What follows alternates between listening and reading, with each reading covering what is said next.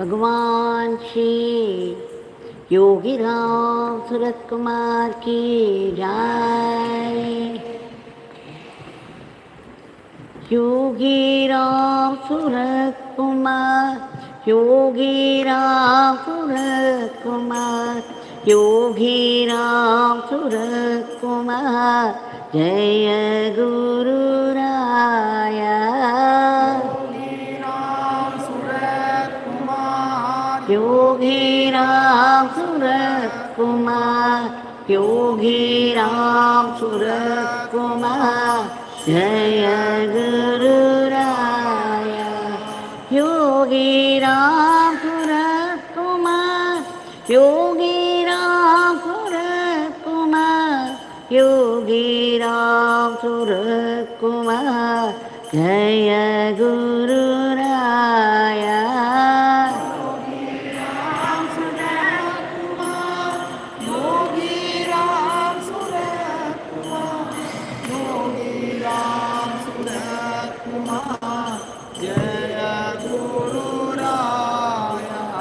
Ram Ram Ram Ram, Ram Ram Ram Ram, Ram Ram Ram Ram, Ram Ram Ram Ram, Ram Ram Ram Ram, Ram Ram Ram Ram, Ram Ram Ram Ram, Ram Ram Ram Ram Ram, Ram Ram Ram Ram, Ram Ram Ram Ram, Ram Ram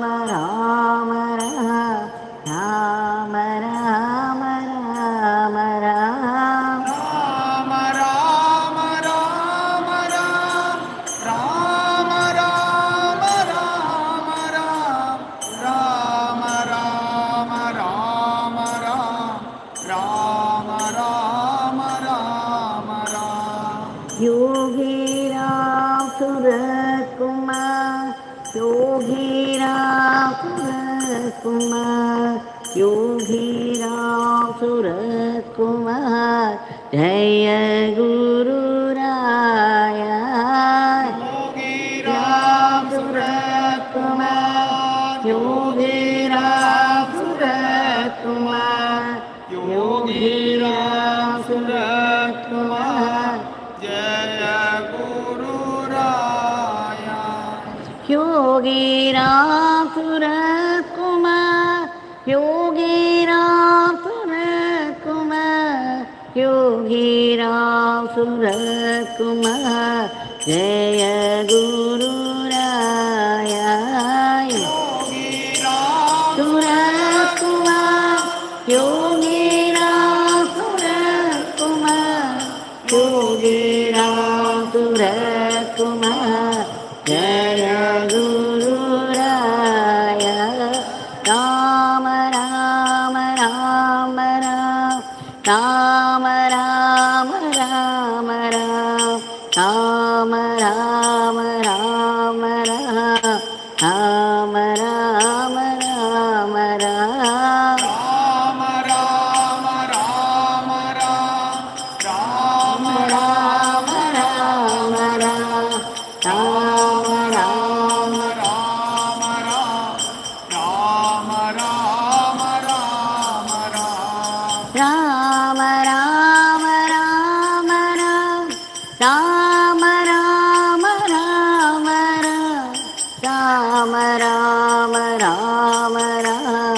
Ram Ram Ram Ram, Ram Ram Ram Ram, Ram Ram Ram Ram, Ram Ram Ram Ram, Ram Ram Ram Ram. Yogi Ram Surat Kumar, Yogi Ram Surat Kumar, Yogi Ram Surat Kumar, Jai Guru Raya.